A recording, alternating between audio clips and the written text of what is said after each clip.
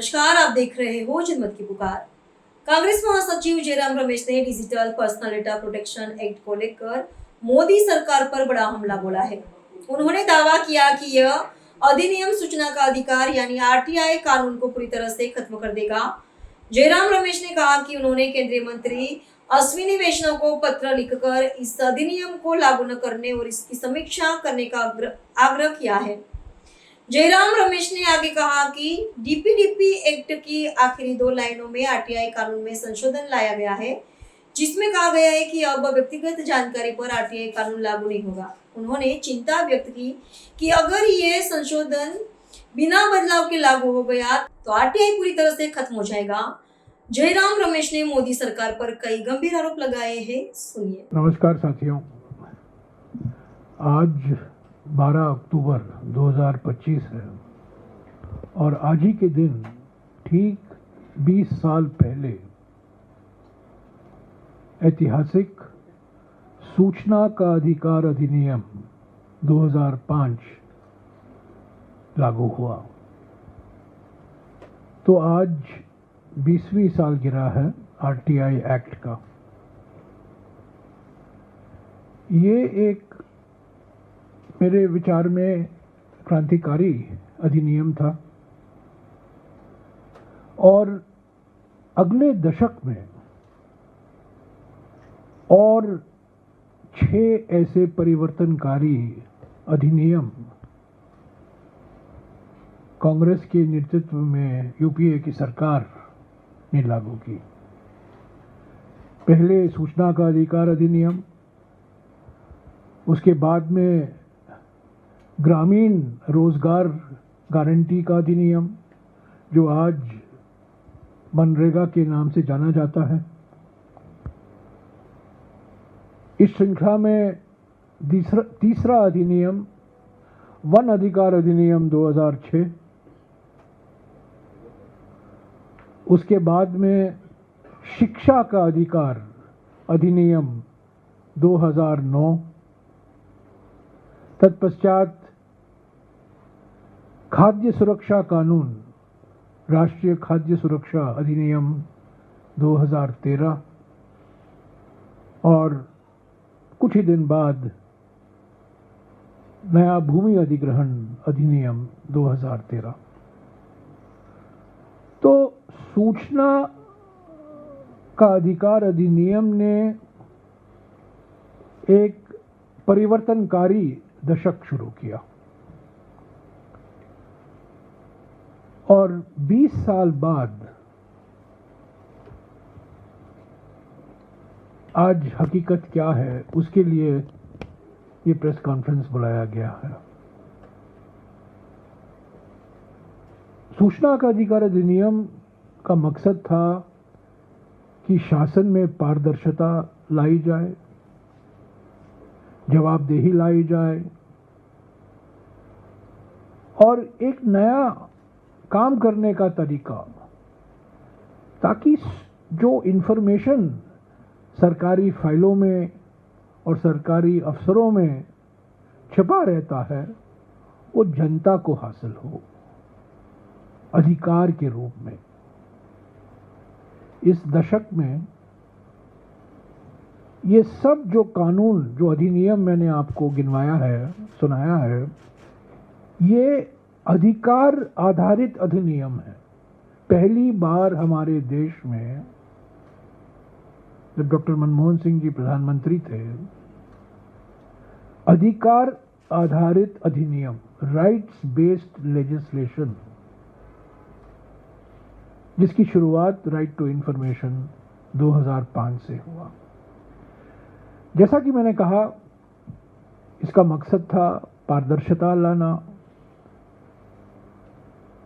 प्रशासन को और अकाउंटेबल करना और जनता के हाथ में जानकारी हासिल करना। तो जानकारी फाइलों में और अफसरों में छिपा रहता था। एक संवेदनशील शासन के लिए आरटीआई जरूरी माना गया था। पर आज हम देखते हैं 2019 में जुलाई के महीने में पहली बार संशोधन लाए गए। सूचना का अधिकार अधिनियम पहली बार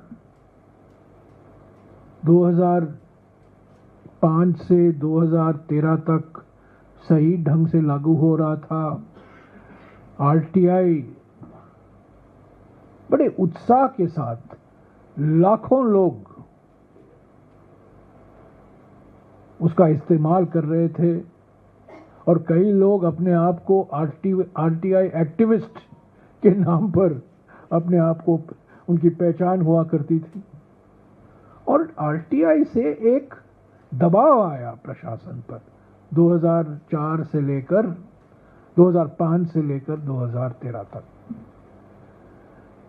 2014 और 2019 के बीच में कोई छेड़छाड़ नहीं हुई इस अधिनियम से। अधिनियम लागू होता रहा, पर 2019 जुलाई के महीने में पहली बार महत्वपूर्ण संशोधन लाए गए इस अधिनियम में।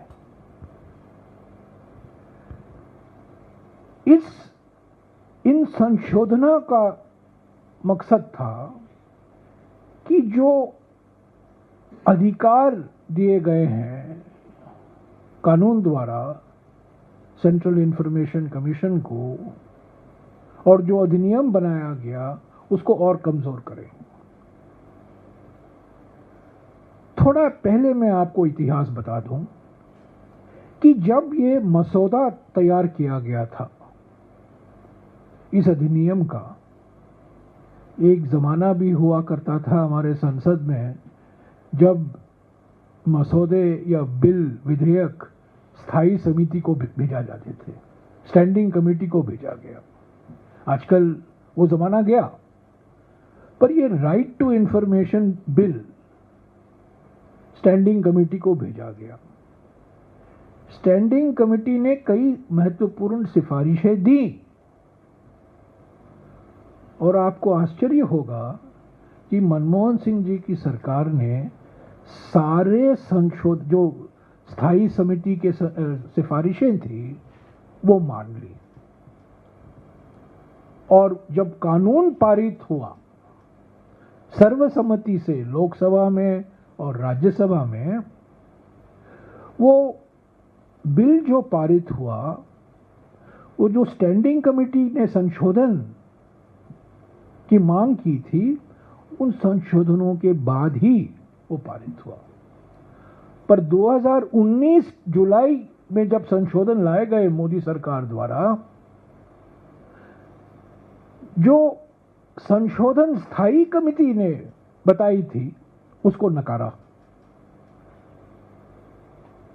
और मैं आपको बताना चाहता हूं, आश्चर्य की बात है कि उस स्थायी समिति के सदस्य कौन कौन थे। बीजेपी से लोकसभा में प्रोफेसर विजय कुमार मल्होत्रा, बड़े वरिष्ठ नेता, श्रीमती किरण महेश्वरी, श्री हरिन पाठक, गुजरात के एक वरिष्ठ सांसद, और ब्रिजेश पाठक जो आज उत्तर प्रदेश के उप मुख्यमंत्री हैं। ये लोकसभा से इस स्टैंडिंग कमेटी के सदस्य थे। और राज्यसभा में देखिए कौन कौन लोग इस समिति के सदस्य थे। बाल आप्टे, वो बड़े वरिष्ठ बीजेपी के नेता थे। और सबसे महत्वपूर्ण बात, एक और सांसद जो इस समिति के सदस्य थे, सम्मानित रामनाथ कोविंद जी, जो हमारे देश के राष्ट्रपति बने, वो इस स्टैंडिंग कमेटी के सदस्य थे जिन्होंने उस बिल जब पेश किया गया था मनमोहन सिंह जी की सरकार द्वारा, उस बिल में संशोधन करने की सिफारिश की थी। और 2019 को मोदी सरकार ने रामनाथ कोविंद वाली सदस्य की समिति के संशोधनों को निकाला। तो पहला धक्का आरटीआई को जुलाई 2019 को मिला। क्यों मिला? मोदी सरकार संशोधन क्यों लाए? तब तक ठीक चल रहा था। राइट टू इंफॉर्मेशन एक्ट सारी जगह चर्चा हुआ करती थी, अखबारों में कई पत्रकारों को जानकारी मिल रही थी। आरटीआई आपको अफसर लोग या मंत्री लोग जानकारी नहीं देते थे, आप लोग आरटीआई लगाते थे, और आरटीआई द्वारा कितने अखबारों में समाचार छपे हैं, टीवी चैनलों में समाचार आया है आरटीआई द्वारा। पर क्यों संशोधन लाए मोदी सरकार? 5 कारण थे। पहला कारण यह था कि आरटीआई जो इंफॉर्मेशन कमीशन है, सेंट्रल इंफॉर्मेशन कमीशन के मुखिया है, जो सीआईसी है, उन्होंने एक निर्णय दिया कि प्रधानमंत्री के तथाकथित degree MA in entire political science की जानकारी हासिल होनी चाहिए। उन्होंने तो एक सनसनीखेज निर्णय था ये। सीआईसी ने कहा कि प्रधानमंत्री के डिग्री की जानकारी जो मांग रहे हैं उनको देना जरूरी है। तो नाराजगी का पहला कारण पीएम की तथाकथित एमए एंटायर पॉलिटिकल साइंस की डिग्री।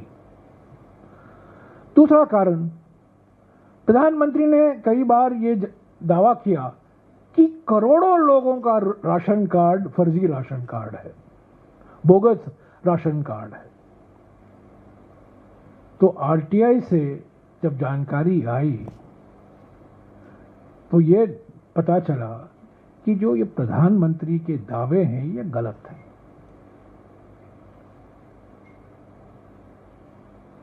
बार बार फर्जी राशन कार्ड की बात कर रहे थे, करोड़ों, 4 करोड़ उन्होंने कहा, पर जब आरटीआई से जानकारी निकली तब पता चला कि प्रधानमंत्री के दावे गलत हैं।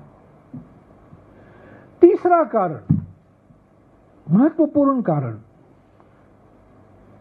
आरटीआई से निकाली गई जानकारी के अनुसार नोटबंदी के 4 घंटे पहले, आपको याद होगा प्रधानमंत्री ने 8 नवंबर 2016 को देश को संबोधित किया था। नोटबंदी का ऐलान 8 बजे को हुआ था, मित्रों के बाद। 4 घंटे पहले ये आरटीआई द्वारा जानकारी निकाला गया किसी ने कि 4 घंटे पहले रिजर्व बैंक ऑफ इंडिया की जो सेंट्रल कमेटी होती है उसकी बैठक हुई थी, और उस बैठक में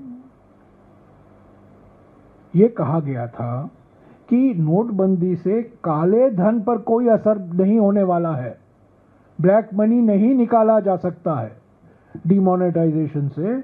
और ये जो बार बार प्रधानमंत्री ने दोहराया कि काउंटरफिट नोट यानी कि फर्जी नोट, ये भी समाप्त हो जाएंगे।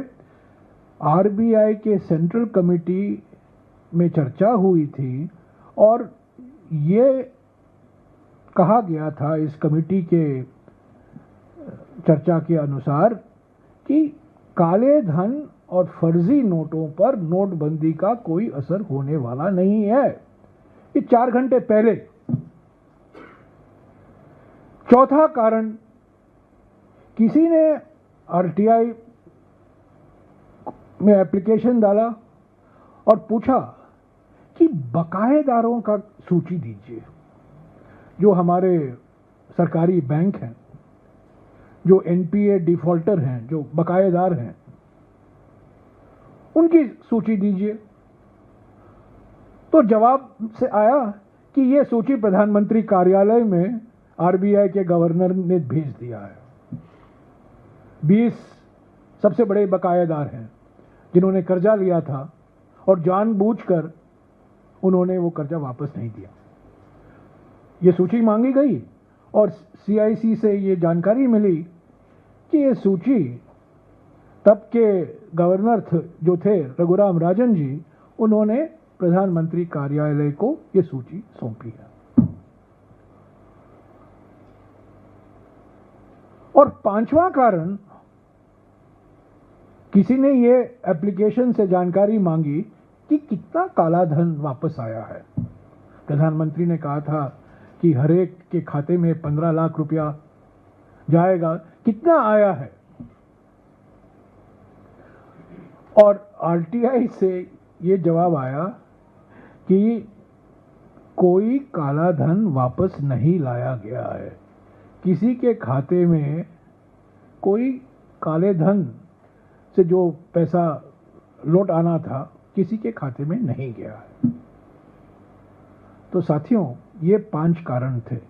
PM के डिग्री, बोगस राशन कार्ड के गलत आंकड़े प्रधानमंत्री द्वारा, नोटबंदी, रिजर्व बैंक की नोटबंदी पर काफी आलोचना कि काले धन और नकली नोटों पर इसका कोई असर होने वाला नहीं है, बकायेदारों की सूची, और 5वां कि कोई काला धन वापस नहीं लौट आया है। ये नाराजगी थी।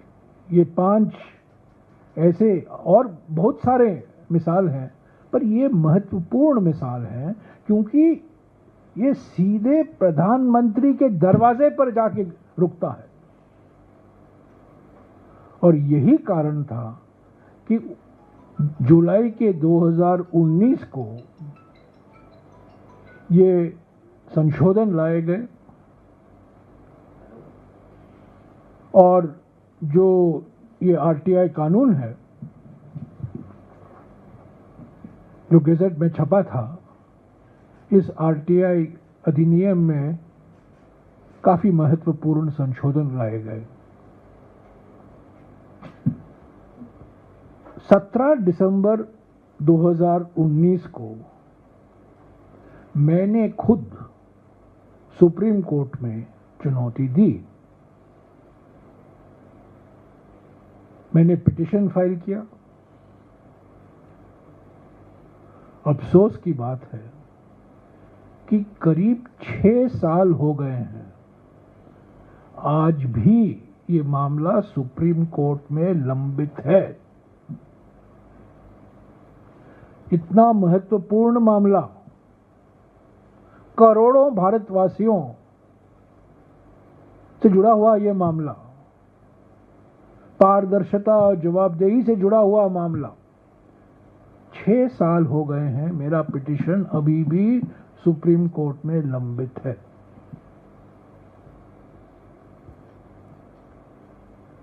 तो 2019 के संशोधनों के बाद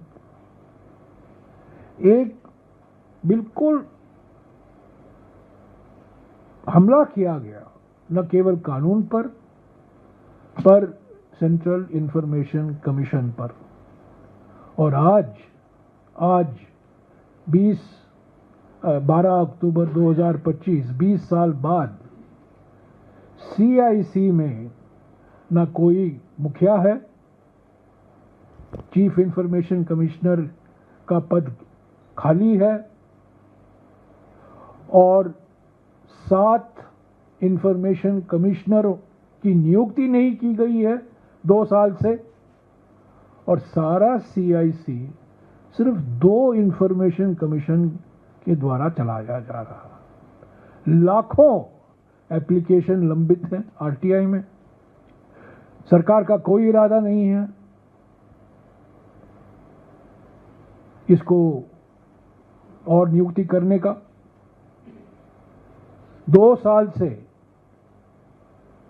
7 ऐसे इंफॉर्मेशन कमिश्नरों की पद भरे नहीं गए हैं और पिछले 11 साल में 7 ऐसे समय आए हैं जहां चीफ इंफॉर्मेशन कमिश्नर भी नहीं है। और आज जब 20वां सालगिरह मनाया जा रहा है, चीफ इंफॉर्मेशन कमिश्नर नहीं है। तो बिल्कुल सरकार का मकसद है आरटीआई को मर्सी किलिंग कर दें, मरने दें, उसका नजरअंदाज करो, उसको कमजोर करो, पोस्ट मत भरी करो, और जितना हो सके इसको बिल्कुल एक दंतहीन संस्था बना दो, टूथलेस बॉडी बना दो। मार्च 2023 को दूसरा बड़ा धक्का आरटीआई को मिला। पहला धक्का जुलाई 2019 को, दूसरा धक्का मिला मार्च 2023 को। डिजिटल डेटा प्रोटेक्शन एक्ट, ये रहा digital personal data protection act, इसको कहा था डीपीडीपी, डिजिटल व्यक्तिगत डेटा संरक्षण अधिनियम, digital personal data protection act, digital व्यक्तिगत डेटा संरक्षण अधिनियम 2023 पारित हुआ। और इसमें इस अधिनियम के आखिरी 2 लाइन में ये धारा 44(3) आरटीआई का श्राद्ध हो गया है। इसमें अंतिम संस्कार इस डिजिटल व्यक्तिगत डेटा संरक्षण अधिनियम में आरटीआई का अंतिम संस्कार किया गया है कि इसमें कहा गया है कि आरटीआई का संशोधन इस कानून द्वारा किया जा रहा है। देखिए, कानून का संशोधन जब करते हैं वो मेन कानून लाके उस कानून का संशोधन करते हैं। अगर हिम्मत होती तो मोदी सरकार आरटीआई कानून लाती और उसमें संशोधन करती, पर इस कानून द्वारा डिजिटल व्यक्तिगत डेटा संरक्षण अधिनियम द्वारा आरटीआई में संशोधन लाया गया। और ये संशोधन कहता है, ये सेक्शन 44(3) है, और ये कहता है कि जो जानकारी व्यक्तिगत जानकारी है वो आरटीआई उस पर लागू नहीं होगा। व्यक्तिगत जानकारी क्या होती है? जो लोग सार्वजनिक क्षेत्र में हैं, जो लोग सांसद हैं, मंत्री हैं, अफसर हैं, क्या किसी की डिग्री व्यक्तिगत जानकारी होती है?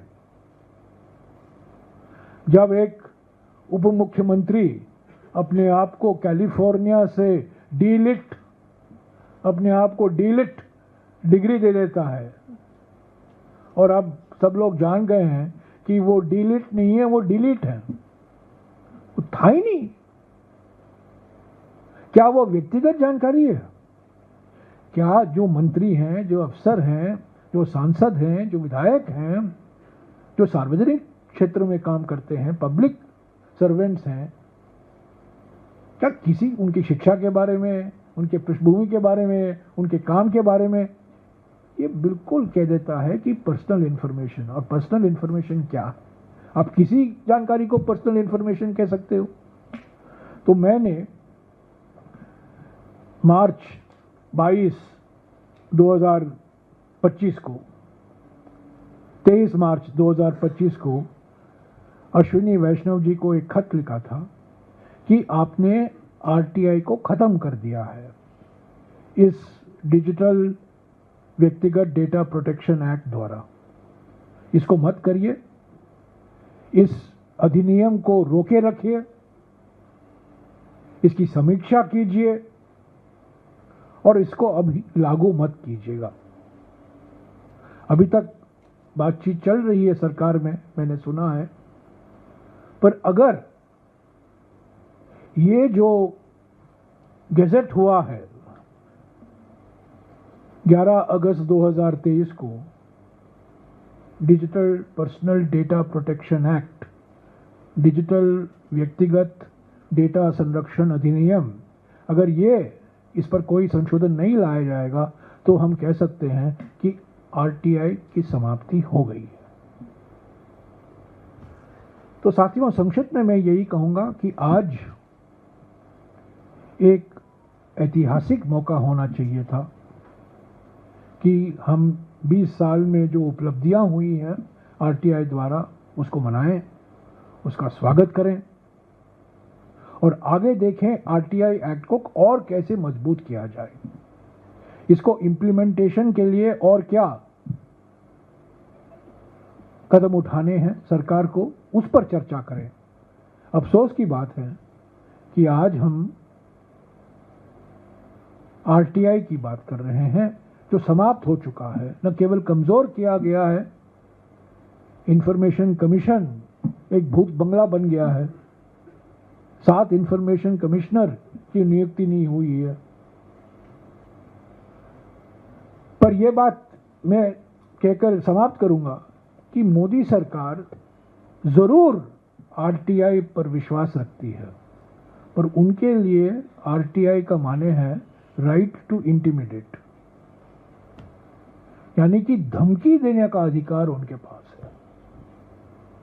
सूचना का अधिकार नहीं है, पर धमकी देने का अधिकार जरूर है।